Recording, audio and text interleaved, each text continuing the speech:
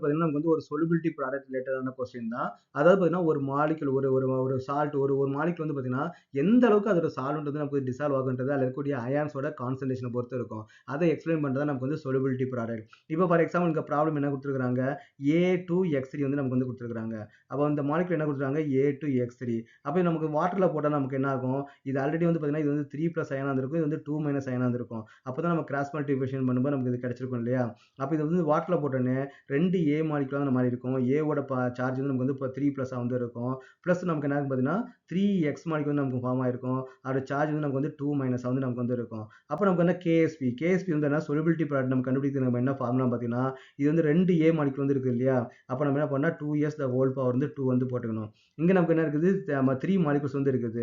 அப்ப 3S the whole power நம்ம என்ன போட்டுக்கணும்? 3 வந்து நம்ம போட்டுக்கணும். அப்ப நம்ம சால்வ் பண்ணா நமக்கு என்ன கிடைக்கும்? KSP ஓட வேல்யூ நமக்கு வந்து குடுத்திருக்காங்க. என்ன குடுத்திருக்காங்க?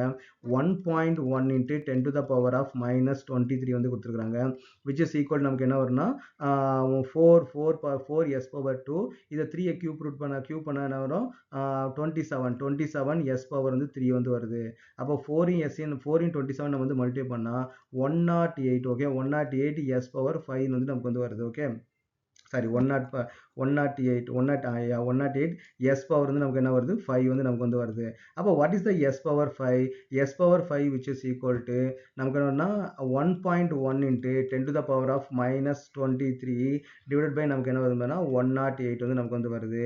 அப்போ நம்ம என்ன பண்ணலாம் 1.1 divided by 108 நமக்கு என்ன வருதுன்னா 0.00926 வந்து வருது. 926 into 10 to the power of -23. அப்போ இதுக்கு வந்து வருது S power 5 which is equal to இதை நம்ம எப்படி எடுத்துக்கலாம் 9.26 எடுத்துப்போமா 9 வேணாம் 0.9 வந்து எடுத்துப்போம் 0.92 0.93 எடுத்துப்போம் 0.93 into 10 to the power of 25 வந்து நம்ம எடுத்துக்கலாம் into 10 to the power of -25 வந்து நம்ம எடுத்துக்கலாம். இது 0.9 நம்ம என்ன எடுக்கலாம் ஆல்மோஸ்ட் நம்ம வந்து 1 வந்து நம்ம பண்ணிப்போம். அப்போ நமக்கு வந்து 5 ரூட் எடுக்கிறது வந்து நமக்கு வந்து ஈஸியா வந்து இருக்கும். into 10 to the power of -25 எடுத்துக்கலாம். அப்போ S equal to 1 into 10 to the power of -25 the whole power நமக்கு என்ன வரும்னா 1/5. அப்போ 1 power 1/5 நமக்கு என்ன வரும் 1 தான் நமக்கு வந்து வரும். into 10 to the power of -25 into 1/5 நமக்கு என்ன வரும் பார்த்தீங்கன்னா 10 to the power of -5 வந்து வரும். அப்போ இதோட solubility என்னன்னு பார்த்தீங்கன்னா 1 into 10 to the power of -5. இதோட கான்சன்ட்ரேஷன் பார்த்தீங்கன்னா ஜஸ்ட் வந்து மோலாரிட்டி தான். அப்போ ஒவ்வொரு அயனோட மோலார் கான்சன்ட்ரேஷன் நமக்கு எவ்வளவு இருக்குன்னா 1 into 10 to the power of -5. இதான் this is the method to calculate the solubility. இதான் மெத்தட் வந்து solubility கண்டுபிடிக்கிறாங்க நமக்கு வந்து மெத்தட்.